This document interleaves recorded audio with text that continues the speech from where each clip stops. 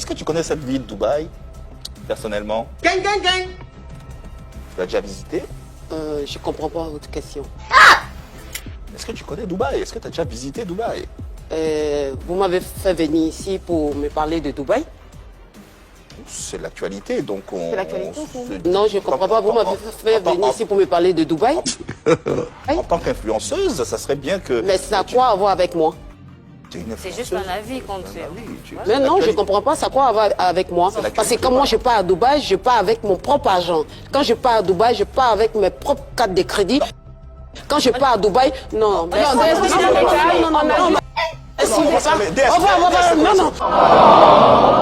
Porta-porti, c'est quoi tout ça?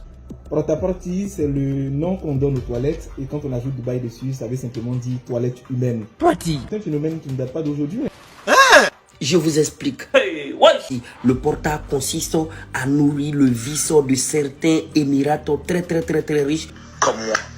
Tu mangeais le caca de gros monsieur comme moi. Blood of Jesus. Porta-porti, c'était ça. Il y a beaucoup d'influenceuses qui sont parties à Dubaï. Et quand ils sont arrivés à Dubaï, elles sont rentrées souvent dans un réseau ou bien souvent on les a détectées. Donc il y a beaucoup d'influenceuses qui sont venues de notre continent, qui ont vraiment participé à ce porta-porti qui consistait vraiment à soit faire le cra boum boum avec des enfants de 12 ans. Tout est gâté. Ou bien qui consistait à faire du poupou dans leur bouche.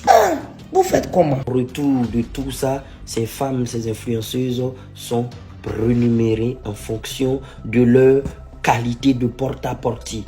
Dieu. Cette jeunesse-là, elle est à la perdition. Au début, on ne le prenait pas au sérieux. On s'est dit, mais qu'est-ce qui se passe? En même temps, quand on fait le point sur le train des vies des influenceuses qui vont à Dubaï, dans des belles maisons, normalement, c'est Dubaï, c'est un coin de commerce. L'affaire, vous partez faire à Dubaï là-bas, on ne vous voit jamais. Vous êtes parti faire vos affaires. Vous dites, bon, je suis parti acheter un conteneur d'habits, ou bien je suis parti acheter un conteneur de Human Air, ou bien des boîtes. Je suis allé chez tel marchand. Quand vous partez là-bas, vous ne montrez jamais. Vous êtes chez vos fournisseurs à Dubaï, là-bas, vous êtes parti prendre vos marchandises.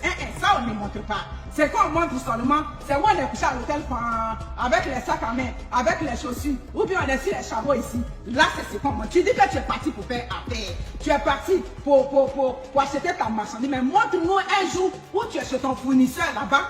Ça, vous ne montrez pas. Je donne un exemple. La femme des grands pays là. Elle est chez mon fond, tranquille. Elle est influenceuse quand elle s'élève. Elle sera à Dubaï. Ce n'est que l'argent monte. C'est quel travail vous faites là-bas? Quel travail fait qui vous donne beaucoup d'argent comme ça? Tu as l'argent, tu fais quel travail? Je connais des fans multimillionnaires. Je n'ai pas besoin de coucher avec quelqu'un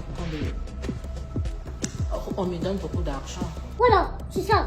Oui. Les femmes battantes, on a votre dossier ici. Je vous donne la migraine.